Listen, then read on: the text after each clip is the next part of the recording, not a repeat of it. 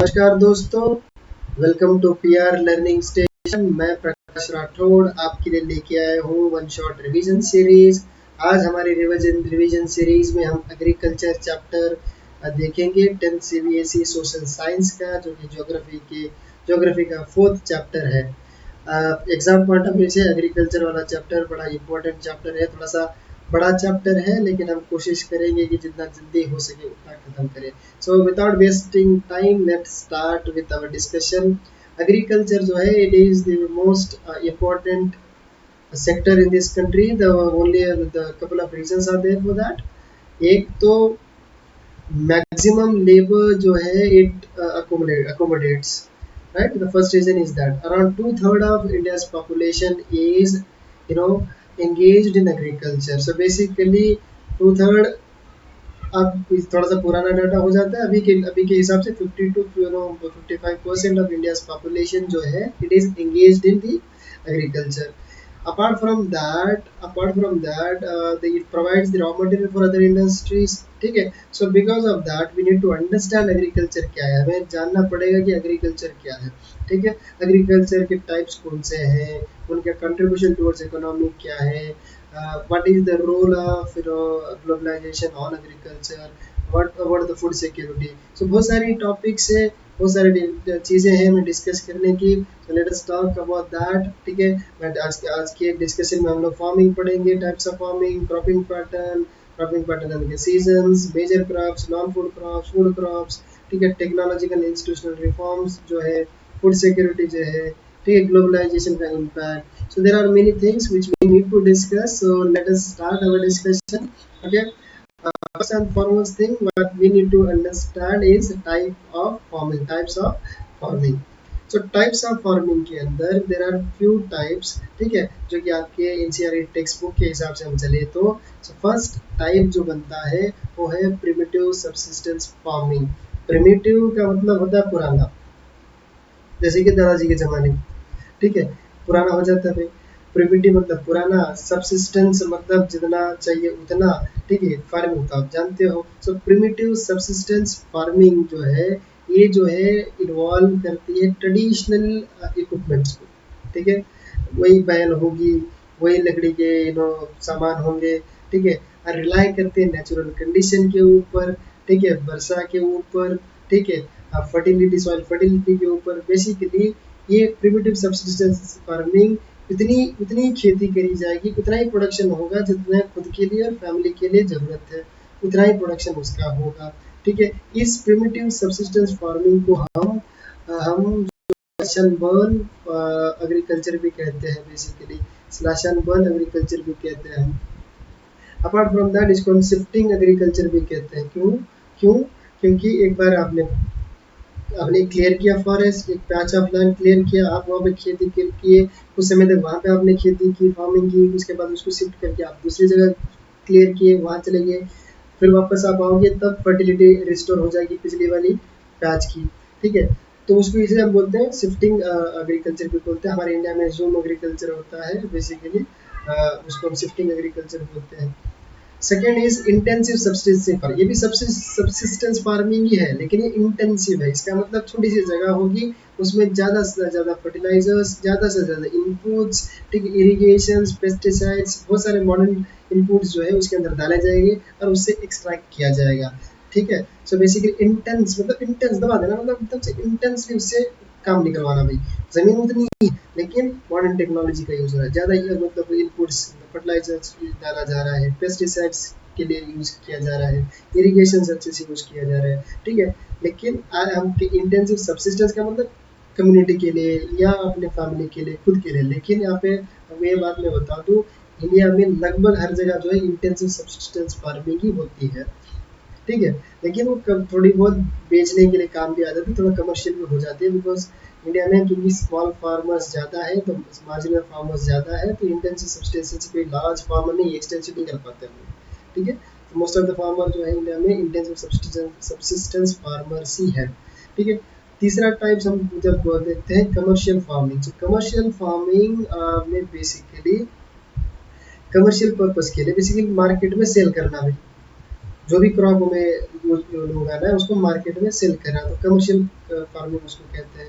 उसके अंदर आपके कैश क्रॉप आ जाएंगे, उसके अंदर आपके प्लांटेशन क्रॉप्स आ जाएंगे। ठीक है, in cash crops plantation crops कौन से होंगे?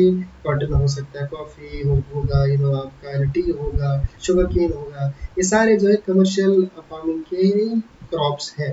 ठीक है, I hope you are understanding. एक सेकेंड टॉपिक जो कि हमें डिस्कस करना है वो है क्रॉपिंग पैटर्न। ठीक है, अब क्रॉपिंग पैटर्न का ये मतलब होता है how the crops are arranged. Pattern का मतलब ये अरेंजमेंट होता है, how the crops are arranged. ठीक है, ठीक है। उसके अंदर अभी क्रॉपिंग पैटर्न के अंदर आपके यहाँ 3 सीजन दे दिया है। क्यों दिया सीजन? इसलिए दिया है क्योंकि हर season wise crops are arrange differently. समझ में आ रहा है आपको? The crops are arrange, the pattern का मतलब होता है कैसे है, भाई किस तरीके से अरेंज्ड है। ठीक है, किस तरीके से क्रॉप्स है, कि कौन से क्रॉप है, किस तरीके से है। ठीक है, उसको हम बोलते हैं क्रॉपिंग पैटर्न। ठीक है, किस तरीके से है। अब रबी सीजन होगी, खरीफ सीजन होगा, जायद सीजन होगा, क्या हर सीजन में क्रॉपिंग पैटर्न सेम हो सकता है? अरेंजमेंट ऑफ क्रॉप सेम हो सकता है क्या? नहीं। Different different crops will be there, different different period will be there, right. तो उसी इसकी वजह से आपको 3 सीजन दिया गया है, 3 क्रॉपिंग सीजन दिया गया है। एक खरीफ बोलो, रबी बोलो एंड जायद season basically. So when you talk about rabi season, the rabi cropping season, उसके अंदर जो है बेसिकली विंटर में आपको सोइंग पीरियड होगा अक्टूबर से दिसंबर तक, and you will go harvest in the summer, summer अप्रैल मई तक आप उसको हार्वेस्ट कर लोगे।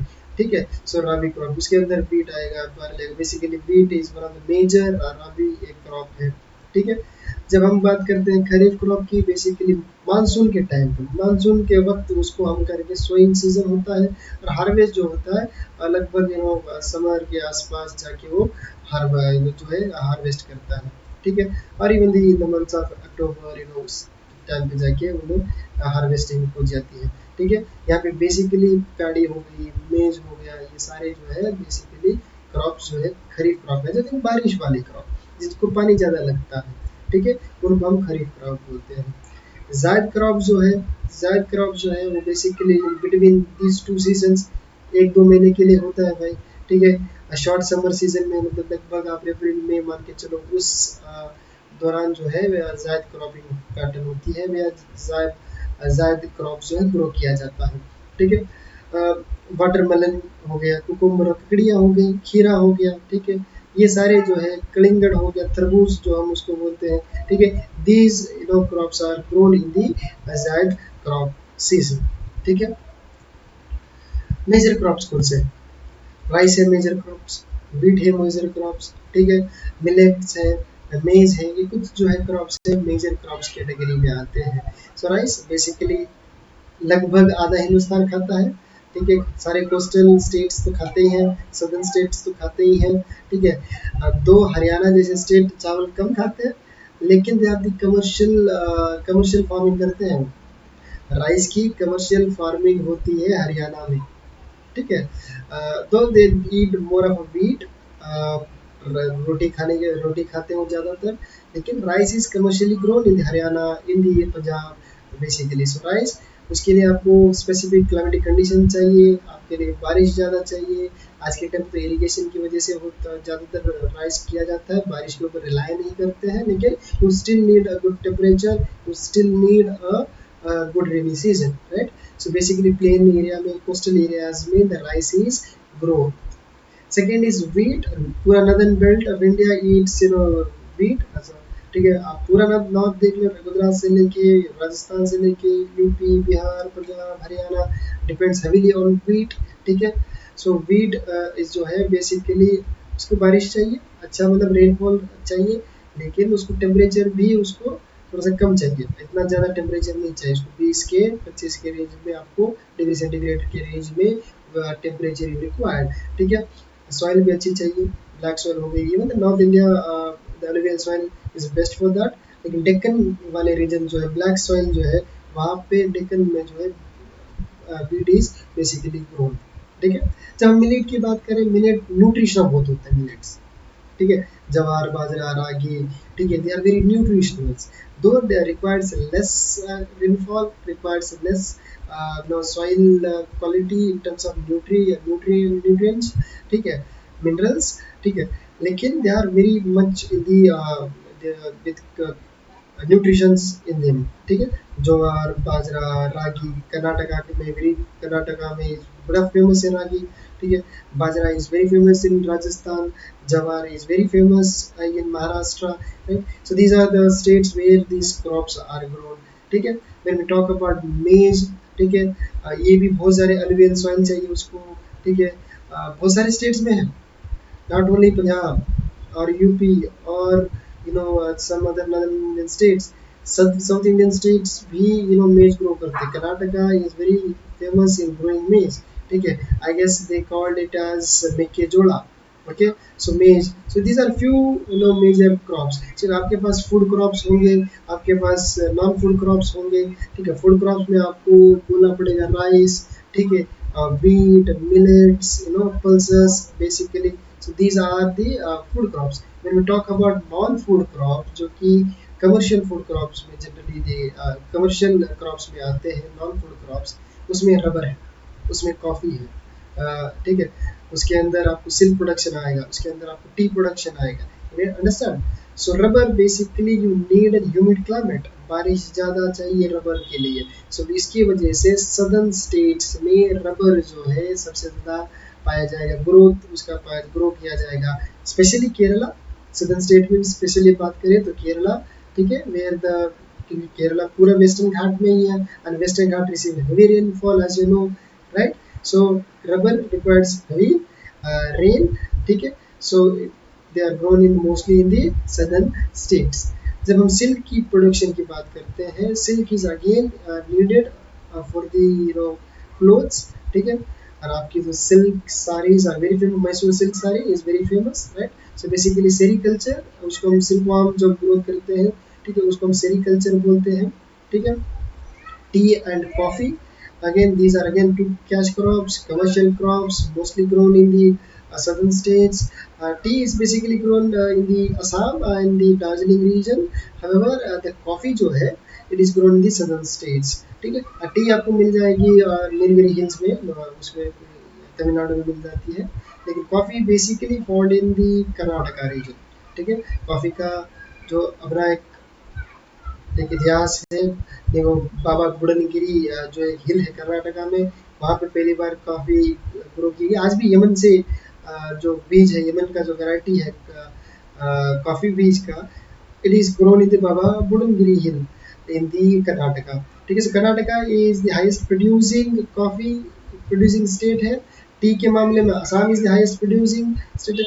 अब हमारे देश में टी तो इतना प्रोड्यूस होता है कि पूछो, लेकिन आधे से ज़्यादा तो हम ही पी जाते हैं, हम ही पी जाते हैं। कोई यार है चाय पियोगे, कोई मेहमान है चाय लेंगे आप, कोई भी आ जाए, मर गए तो भी चाय, बर्थडे है तो चाय, जिंदा है तो चाय, हर जगह चाय चाय चाय।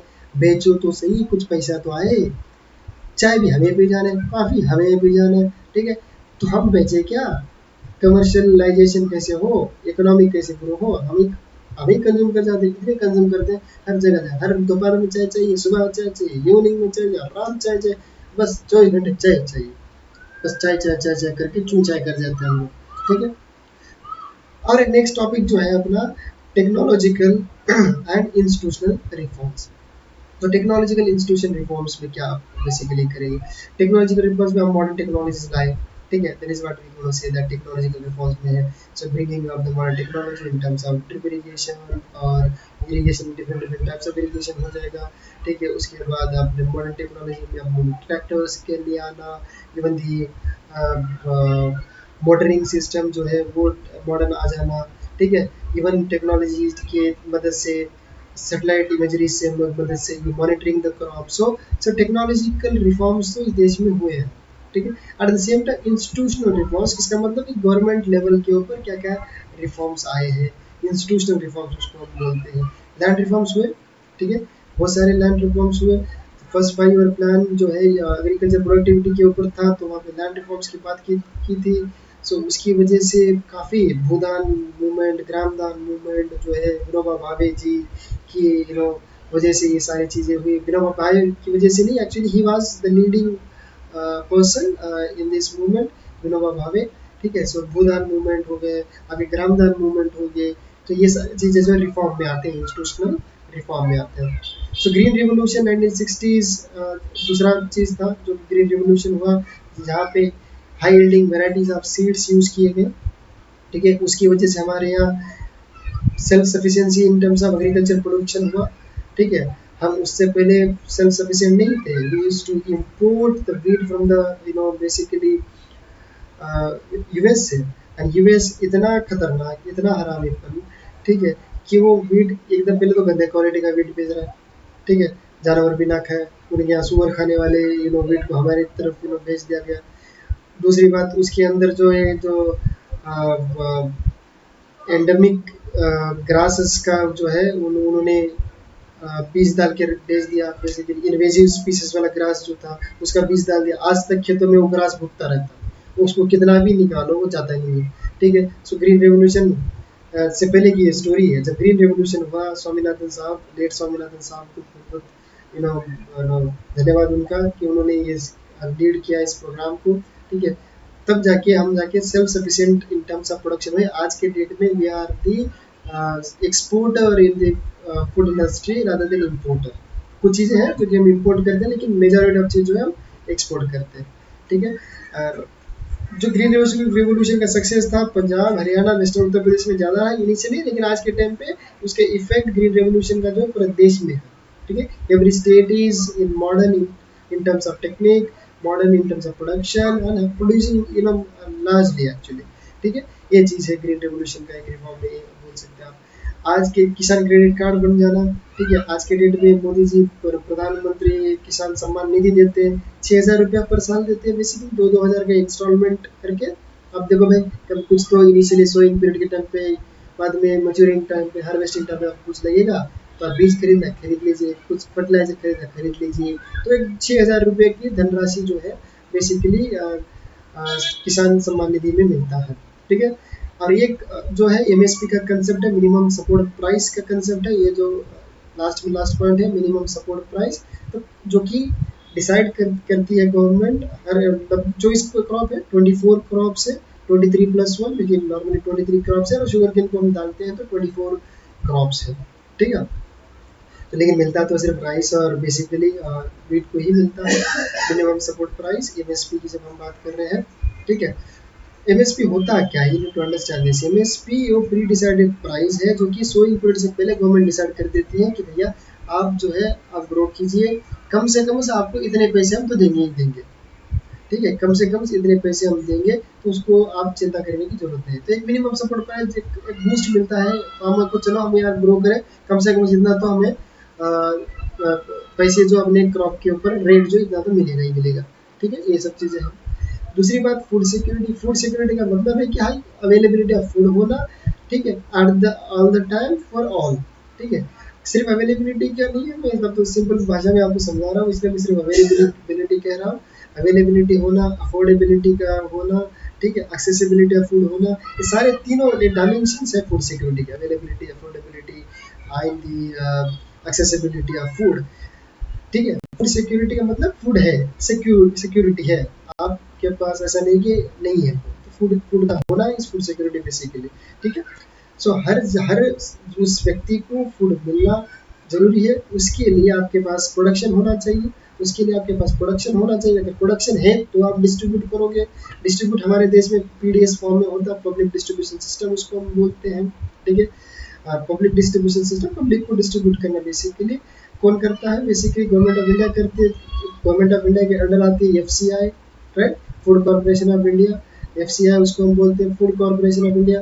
वो क्या करती है, फार्मर से इट प्रोक्यूर्स द फूड, मतलब it stores the food and it it releases to the food से पब्लिक डिस्ट्रीब्यूशन सिस्टम के माध्यम से it reaches to the people.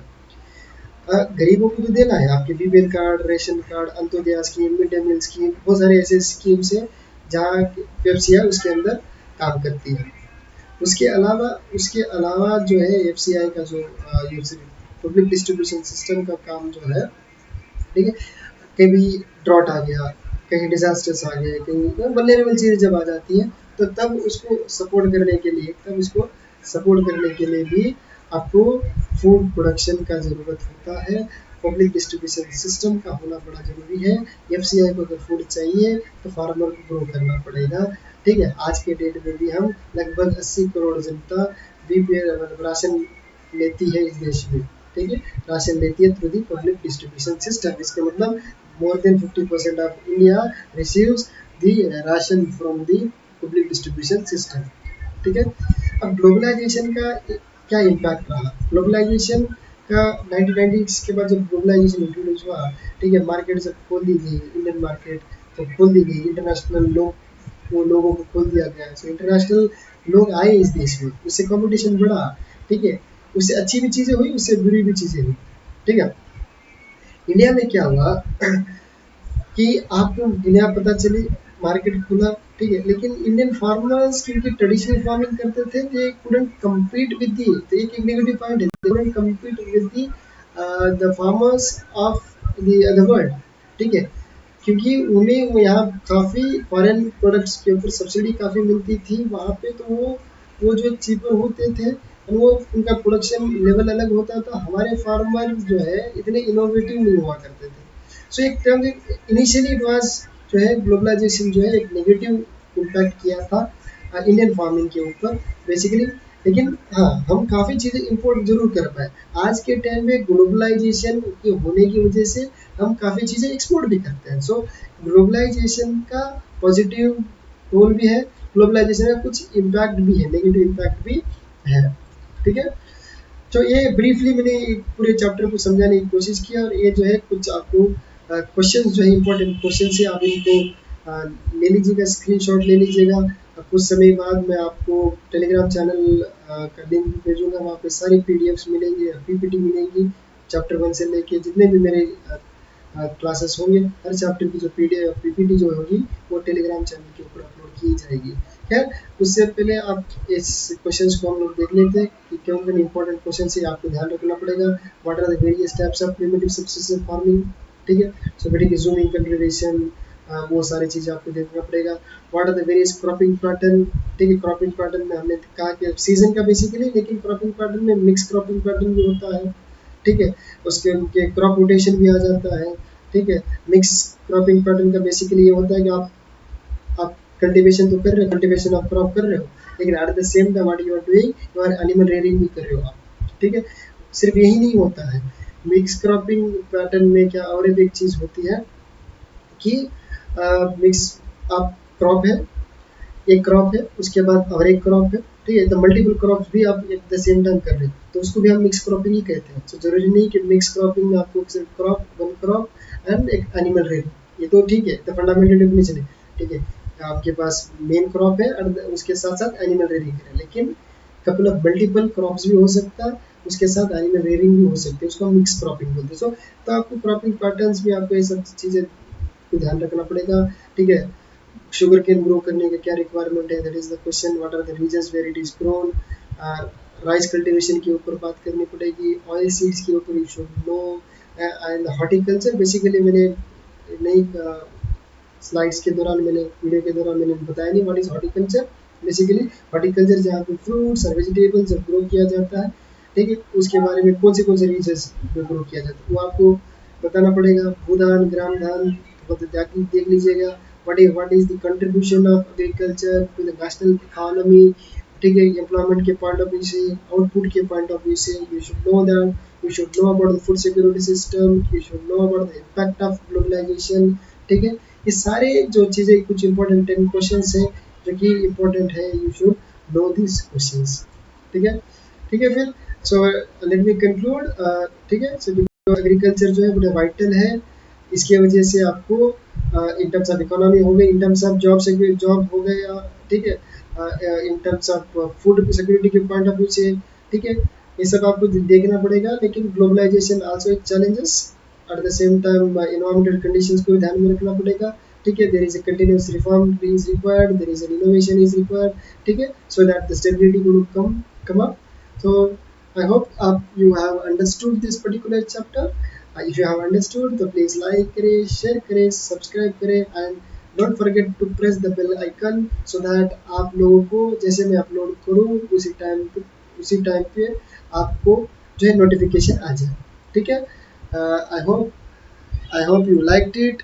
If you liked it, please like, share, and subscribe. Bye bye. Take care.